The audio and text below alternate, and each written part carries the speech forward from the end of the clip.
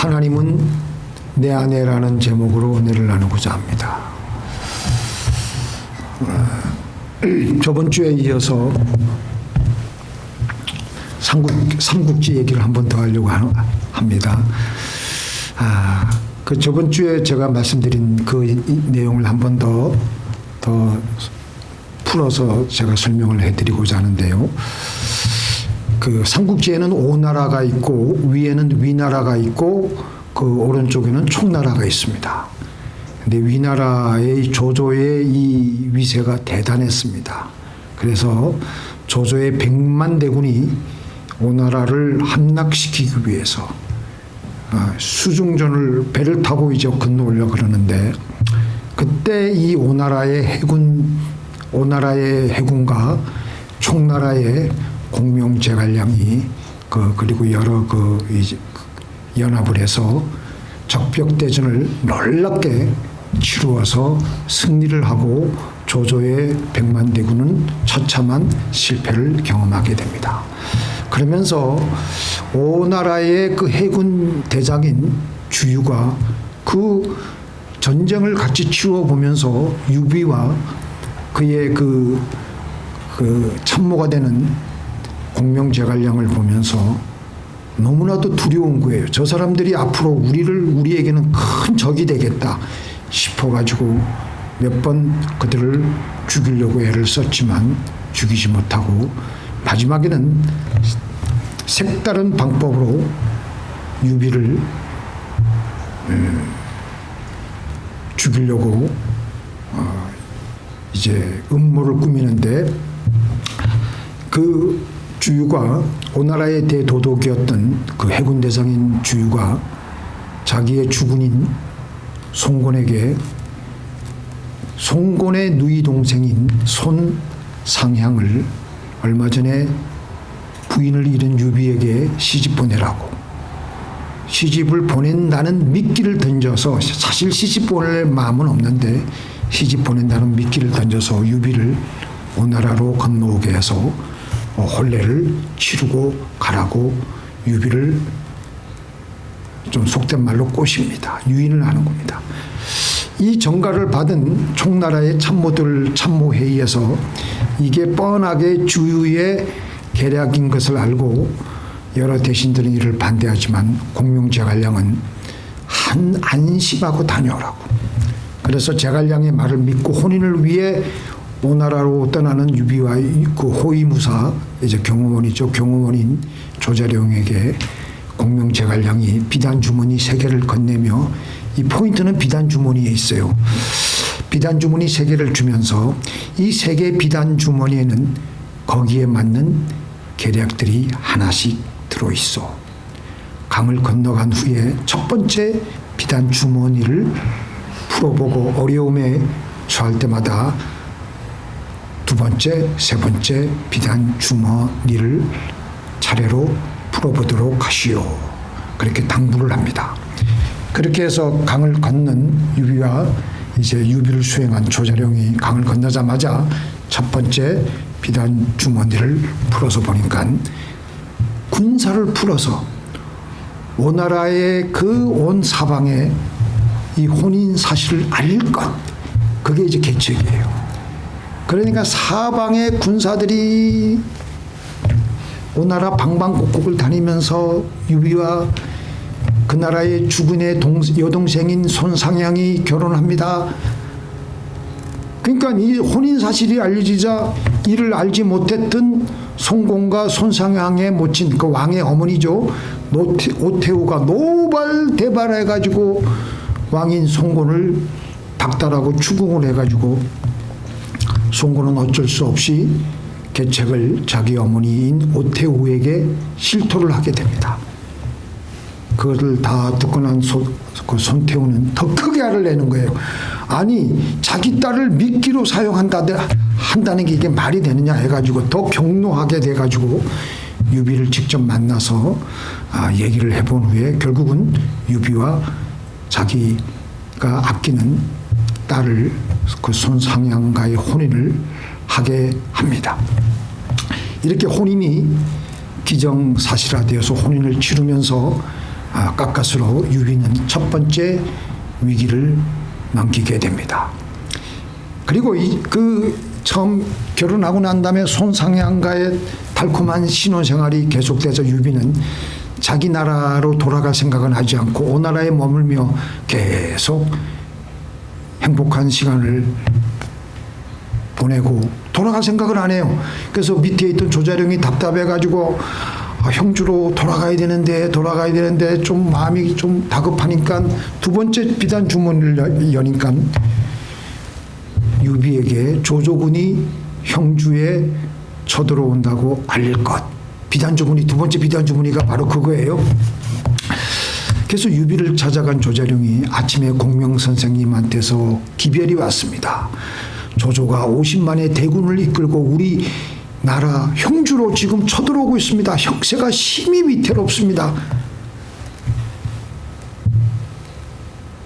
신혼의 잠에 취해 있던 유비가 그 소식을 들으니까 깜짝 놀라는 게 그래가지고 자기 이제 갓 부인이 된 손상에게 자기의 그 사정을 얘기하며 자기가 급히 형주로 돌아가야 될 것 같다는 그 얘기를 하면서 부인은 지금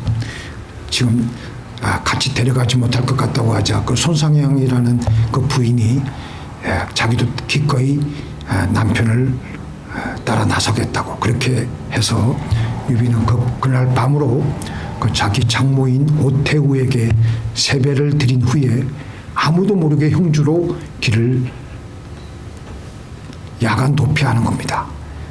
송고는 마침 그 당시에 유비가 길을 나선 그 도망간 것을 모르고 자기 나라의 신하들과 술자리를 하고 흠뻑 취해가지고 잠이 들었다가 그 다음 날이 돼서야 유비가 도망한 것을 알고 추격조를 보내는 거예요.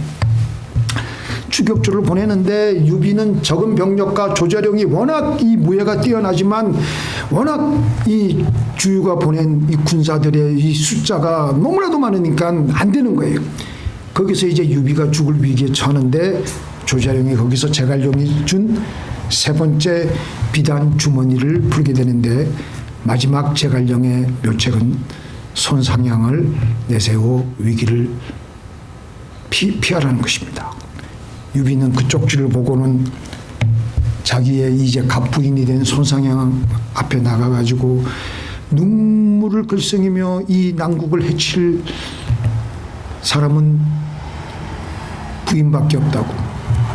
그래서 손상향 새로 신부가 된 유비의 신부가 된 손상향 손부인이 직접 나서게 됩니다. 손상향이 나서니까 아무리 그 나라의 그 대군들이 그 길목을 막아서 가지고 하지만 왕의 동생이 그러니까 어떡하겠어요.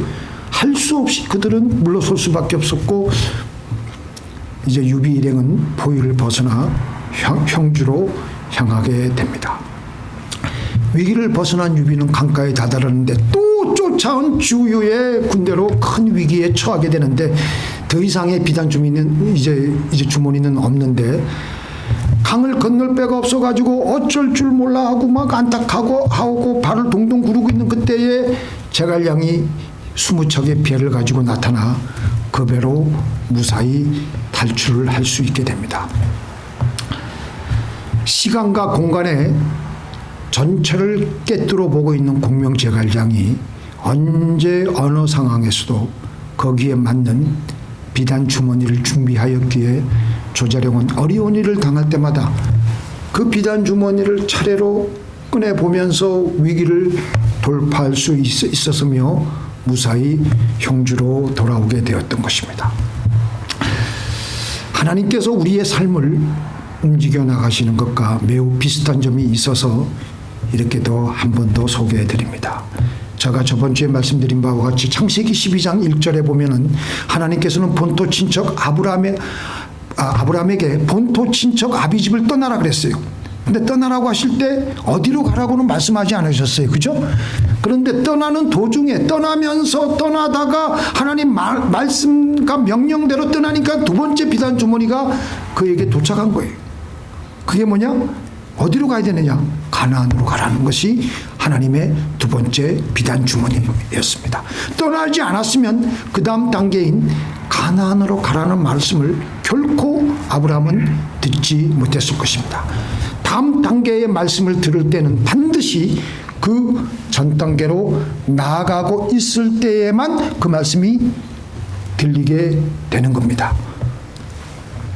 우리가 오늘 말씀 3절 한번 보겠습니다. 우리가 그의 계명을 지키면 이로써 우리가 저를 아는 줄로 알 것이요. 이미 우리에게 주신 계명을 지키면 하나님을 알게 된다고 하셨습니다. 하나님을 머리로만 아는 게 아니라 하나님을 체험하게 된다는 거예요. 그 사람을 아는 거하고 그 사람을 내가 만나가지고 온갖 싸우고 찢고 볶고 경험해 보면서 그렇게 아는 것과는 큰 차이인데, 그 아는 것은 차이가 있는 거예요. 두 번째 아는 거예요. 두 번째. 어느 교회에 늘 교회는 그 마귀 역사가 늘 있습니다. 김 집사와 박 집사가 어느 날 하루는 교회 일로 심하게 싸움을 했어요. 육박전을 벌인 건 아니고 말다툼을 한 것 같아요. 심히 싸움을, 말 언쟁이 높아지고 그런 이유로는 사이가 서로 안 좋아지고, 그래서 김 집사가 들어오면 박 집사가 나가고, 박 집사가 들어오면 김 집사가 나가고, 그런 경우 있잖아요. 그죠? 서로 봐도 못 본 척하고 이런 껄끄러운 사이였습니다. 그런데 어느 날 김 집사가 기도하며 말씀을 읽다가 서로 사랑하라는 말씀에 큰 찔림을 받게 되었고, 그래, 미운 놈 떡 하나 더 주자, 그렇게 생각을 하지 않았겠지만 박 집사를 사랑하기로 마음을 먹었습니다. 그래서 용기 있게, 요즘은 복음성가 테이프를 안 사용하지만 그 당시에는 복음성가 테이프를 하나 기독교 서적에 가가지고 좋은 걸 하나 사가지고 하나 선물을 했어요. 다음 주 주일날 교회 주차장에서 박 집사가 기다리고 있다가 김 집사 보고 오라 그러더니 갑자기 차 트렁크를 열어달라고 해서 열어주었더니 맛있게 담은 김치 한 통을 그 차 트렁크에다가 집어넣어 주는 것이었습니다. 김 집사는 생각하기를, 저렇게 무뚝뚝하고 냉정한 저 인간이 김치를 나에게 다 주다니, 김 집사는 도무지 상상할 수 없는 거예요. 여기서 김 집사는 하나님이 살아계신 것을 느꼈습니다. 자, 여기서 우리는 계명을 지켰더니 뭐예요? 하나님을 알게 되었습니다. 계명을 지켰더니 하나님을 체험한 것이에요. 그냥 머릿속으로 아는 것이 아니라 자기가 체험했잖아. 지금 하나님이 저렇게 무뚝뚝한 인간이 갑자기 나이가 와가지고 김치를 넣어준다는 건 있을 수 없는 일인데 하나님이 그 마음을 움직이셨구나. 이미 우리에게 성경을 통해서 주어진 계명을 우리는 지켜나가므로 하나님을 체험하게 되며 하나님을 알아가게 됩니다. 그리고 그 다음 단계, 두 번째 비단 주머니의 내용들을 우리는 자연스럽게 듣게 됩니다.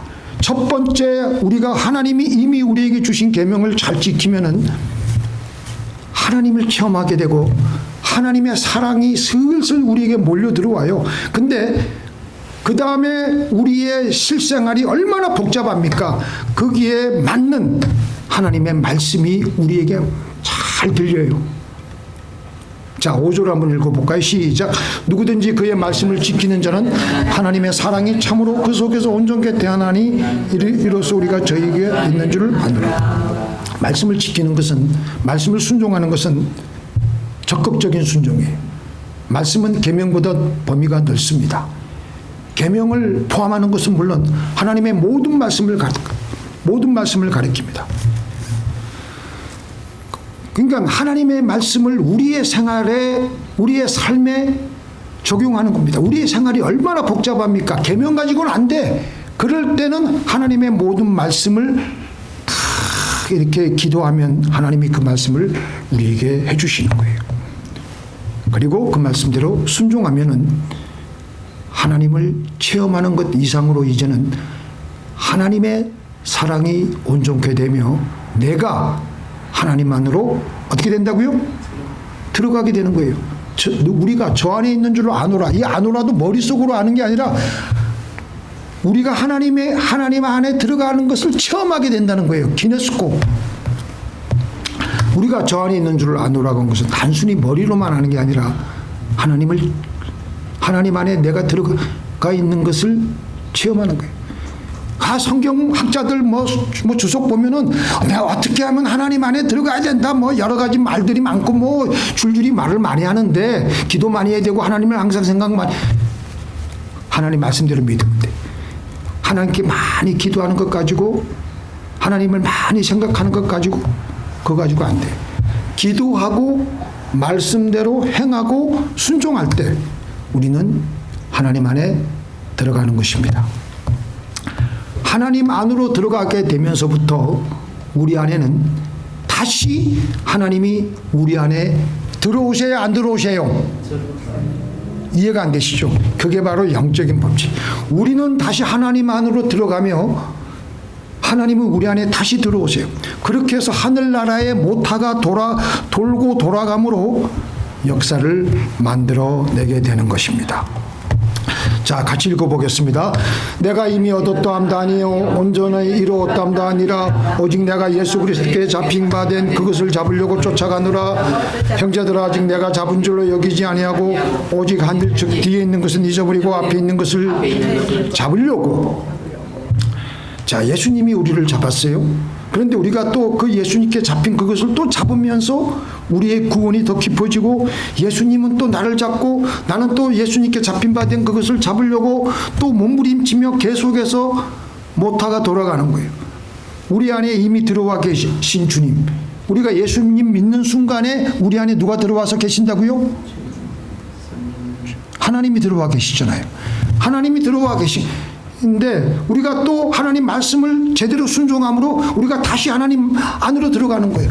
그리고 하나님 안으로 들어가면 하나님이 기특하시니까 또 하나님이 우리 안에 들어오셔서 또 계속해서 돌고 돌면서 많은 열매를 맺게 되는 것입니다. 이걸 요한복음 15장 5절 내 안에 거하라 나도 너희 안에 거하리라. 가지가 포도나무에 붙어 있지 아니하면 절로 가시를 맺을 수 없음같이 너희도 내 안에 있지 아니하면 그러하리라. 나는 포도나무여 너희는 가지니 저가 내 안에 내가 저 안에 있으면 이 사람은 가시를 많이 맺나니 나를 떠나서는 너희가 아무것도 할 수 없습니다. 우리가 주님 안에 들어가고 또 주님은 다시 내 안에 들어오심으로 생명의 순환은 시작되며 생명의 역사가 이루어지는 것입니다. 제가 읽겠습니다. 내가 그리스도와 함께 십자가에 못 박혔나니 그런즉 이제는 내가 사는 것이 아니요 오직 내 안에 그리스도께서 사시는 것이라. 이제 내가 육체 가운데 사는 것은 나를 사랑하사 나를 위하여 자기 자신을 버리는 하나님의 아들을 믿는 믿음 안에서 사는 것이라. 이게 돌고 도는 거예요. 결국은 하나님이 또 들어오셔가지고 내 안에 하나님이 들어오시는 그 믿음으로 우리는 또 살아가는 거예요. 이렇게 우리가 6절에 말씀대로 순종하면서 우리는 주님 안에 거하게 됩니다. 자, 5절을 잘 주목해 두세요. 이로써 우리가 하나님 안에 있는 줄을 아노라. 주님의 임재가 푹 나를 감싸 안는 거예요. 그러면서 주님이 다시 우리에게로 들어와 6절에 이제는 주님이 주시는 좀 더 구체적인 레마의 하나님의 음성을 듣게 됩니다. 내 상황에서만 꼭 필요하신 하나님의 말씀을 주십니다. 그래서 그 말씀이 저 안에 거한다 하는 자는 그의 행하시는 대로 자기도 행할지니라. 자, 생각을 해보세요. 우리가 주님 안에 거하게 되면서 우리가 주님의 말씀대로 우리가 행하고 순종하잖아요. 그러면 주님 안에 거하게 되는 것을 우리가 체험하는데, 체험하는 게 아니라 실제적으로 우리가 들어가는데 완전히 우리가 주님이 어떤 생각을 하고 계실까? 주님의 입장, 주님의 감정을 이해하게 돼요. 이해하게 돼요. 우리 예수님이 그렇게 사셨거든요. 주님은 이 땅에 사실 때 하나님 아버지 안에서 사셨어요. 그래서 하나님 아버지가 하는 것을 보시며 살아가셨습니다.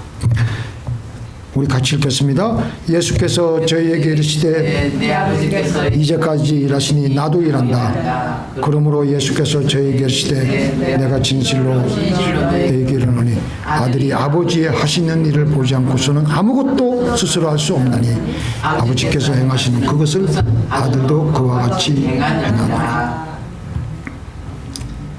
예수님은 그랬었어요. 예수님은 하나님 아버지께서 말씀하신 그대로 순종하니까 하나님 안에 들어가서 계셨고, 또 하나님은 그를 통해서 역사하셨고, 그래서 주님은 하나님 안에, 하나님 아버지 안에, 하나님 아버지는 주님 안에서 서로 함께 하셨던 것입니다. 우리의 차가운 현실에서 하루하루 우리의 삶의 모든 일의 결정을 해야 되는데요. 예수님이라면 어떻게 할 것인가? 예수님이라면 이 상황 속에서 어떻게 하길 원하실까? 우리가 늘 듣기를 원하는 게 하나님 말씀이잖아요. 하나님의 살아계신 음성이잖아요. 근데 우리가 지금까지 순종하지 않았다면 우리는 그 음성을 잘 들을 수가 없어요. 그러나 우리가 계명을 지켜왔고 말씀을 지켜왔고 그렇게 해서 내가 주님 안에 거하게 되었고 내 안에 주님이 계시므로 주님이라면, 예수님이라면 어떻게 할 것인가? 고민하지 않아도 우리는 딱 알게 돼 있어요. 우리는 하나님의 형상대로 지음을 받았습니다. 제가 몇 번씩이나 말씀을 드렸기 때문에 여러분들 다 잘 아실 거예요. 원래 이거는 이제 잠깐 여러분들에게 상식선에서 말씀을 드리는데, 성경은 원래 구약 성경으로 히브리어로 된 그 히브리어로 적혀져 있었는데요. BC 277년 전에 지금의 이집트 땅 아프리카 북부에 있던 알렉산드리아라는 도시에서 70명의 성경학자들이 이 히브리어로 기록된 구약 성경을 그 당시의 세계 언어인 그리스어로 이제 번역을 해서 만드는데, 근데 그 성경책 이름이 뭐냐면 셉투아진트, 70인역 성경이라는 거예요. 셉투아진트라는 게 그리스어 말로 70인이기 때문에. 근데 그 중에서 하나님의 형상이라는 말을 이 제렘이라는 이 히브리어를 어떻게 번역을 했냐면 이 그리스어로 아이콘이라고 그랬어요. 아이콘. 컴퓨터를 켜면